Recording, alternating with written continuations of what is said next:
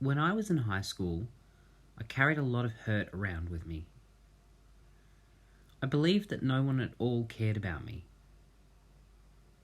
The hurt made me angry, and I started to use that anger as a weapon to keep people away.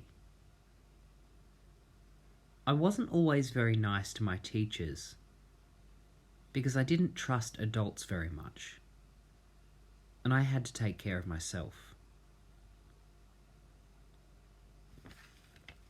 But that just made me more lonely. After a long time, I began to realise that my teachers would still greet me at the door with the same respect, no matter how many times I took out my anger. I began to feel safe. I didn't really understand it then,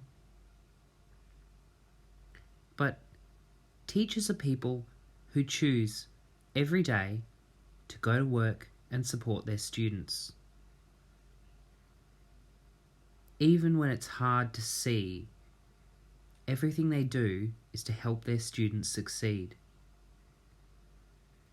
And some students have never had anyone on their side before.